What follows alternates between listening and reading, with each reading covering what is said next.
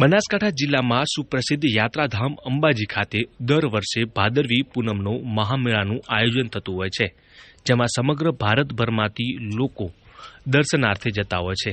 ત્યારે આ વર્ષે પણ ભાદરવી પૂનમના મહામેળાની શરૂઆત થઈ ચૂકી છે અને સમગ્ર ભારતભરમાંથી લોકો દર્શનાર્થે જઈ રહ્યા છે.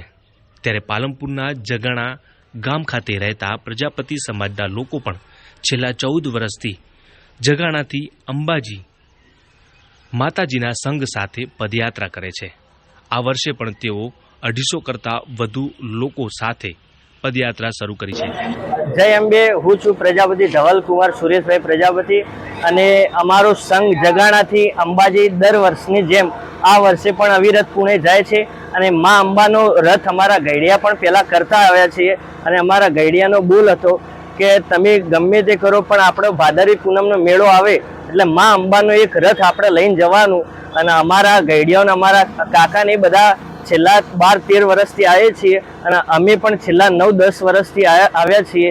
અને માતા જેટલા પણ દર્શક મિત્રો જોઈ રહ્યા છીએ, મા અંબા એમની સૌની બધાની મનોકામના પૂર્ણ કરે અને મા અંબાના ઉપર એટલો અતૂટ વિશ્વાસ છે કે ગમે ત્યારે માતાને ગમે ત્યારે તમે યાદ કરો તો મા અંબા તમારા ચરણો અને હાજરા હાજુર માં છે.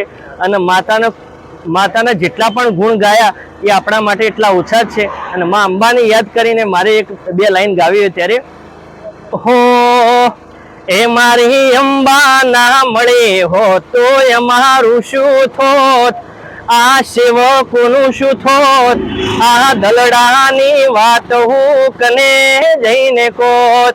એ મારી અંબે મળીને આ દુનિયા રે મળે, એ દાડે થી અમારા ઘરની વેળા રે વળે. એ પછી ખબર નહીં હું કઈ દુનિયામાં હોત, આ દલડાની વાત હું કને જઈને કોત. અને આ દર્શક મિત્રોને જણાવતા છેલ્લી એક જ લાઈન કરવી છે કે માતાના ઉપર વિશ્વાસ રાખજો. માં આપણી જગતજનની માં જગદંબા છે, સૌની મનોકામના પૂર્ણ કરે. જય અંબે.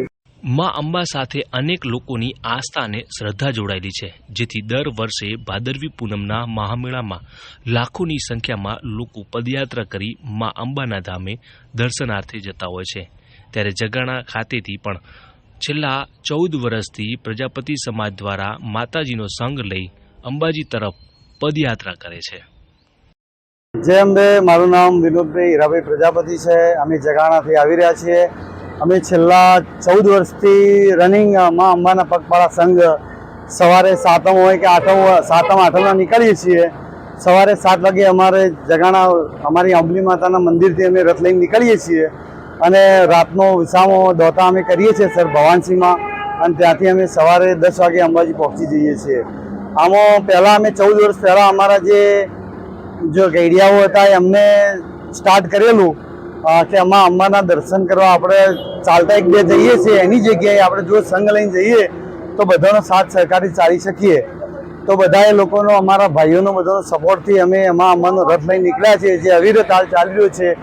લોકોની અમારી મનોકામના બી પૂર્ણ થઈ છે. જેને કોઈને નોકરી નથી લાગતી એવા બી દાખલા છે કે એમને બી નોકરીઓ લાગી ગઈ, કોઈને બાળક ના આવે બાળક બી આવી ગયા છે, એવા બી ઘણા ઈચ્છા છે. અને હાલ બી લોકોની મનોકામના પૂર્ણ થાય છે. જેમ જેમ પૂર્ણ થાય એમાં દાતામાં શોધવા જવું પણ નથી પડતું. ઓટોમેટિકમાં અંબા અમારે એડવાન્સમાં દાતાઓ પણ મળી રહે છે. એના કારણે માં અંબા સૌની મનોકામના અમારી પૂર્ણ કરે છે.